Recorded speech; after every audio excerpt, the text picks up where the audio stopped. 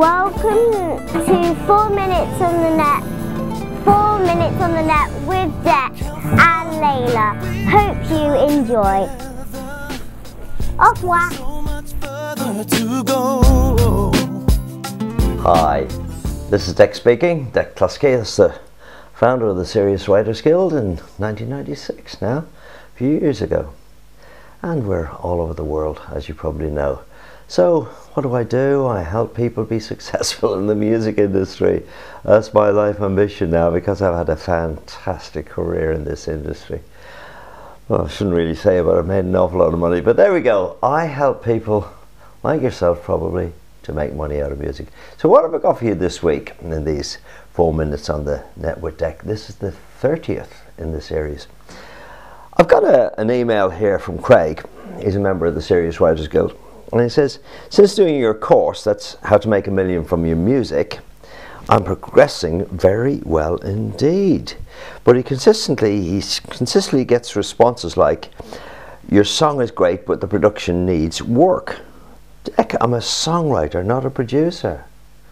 And I can't afford to have every song I write professionally produced. So how can I find a competent producer, etc., etc.? Now let's take this from the start. I wrote back to him and I said, Craig, you may be approaching this wrong. You see, that is the sort of reply that you get from record companies when you just plaster the wall with jiffy bags. That's what we say in the business. It's just a mass mailing out to different record companies. And that is the sort of reply you get. Well, what you should be really aiming at is to get these people enthused about your particular skills in songwriting and in production. So the idea is to get to a situation where you're having lunch with them, then you're hanging out with them, you're in the pub at 5 o'clock with them, you're having a martini if you're in America, and basically you're trying to get their confidence in your talent. It's not about just sending them a song and they love the song and they record it. That used to happen years and years and years ago. But it doesn't happen today. You've got to get their confidence. And the way to do that is to enthuse them with your competence as a songwriter, as a production man, or whatever. And then gradually you'll get involved in their hit-making team. You get invited into sessions, then they start saying, oh, we need a line for this song, or we need this idea, or, you know, Craig, just pop over there and play the piano. It's that sort of deal. Or do you play mouth organ, Craig? Oh yeah, I play a bit of mouth organ. And that's the way it is. That's the way it happened with me all those years ago. I was doing back singing. I was doing all sorts. I get phone calls if I was at a party to come. Have you got a mouth organ with you, Dec? Come over and play with the Everly Brothers. It was that sort of situation all the time. So that's what I'm saying to him. But as regards him saying that he can't afford to pay for a production or a producer for every song, well, this gets back to the theory that you should be really looking at writing about, say, 300 to 500 start points of songs through the year.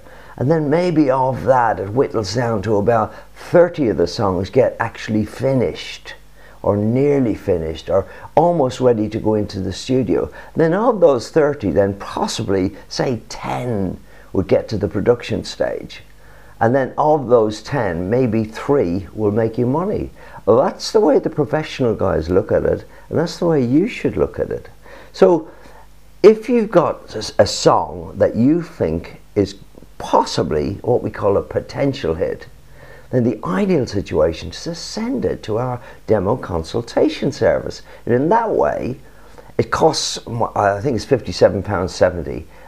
And for that, you get me talking to you personally on a CD for an hour, giving all my comments about the good points of the record, the bad points, the parts that could be improved, ideas on production, all that sort of stuff. So then you know whether it's worthwhile spending the money on bringing that demo up to what we call radio ready quality.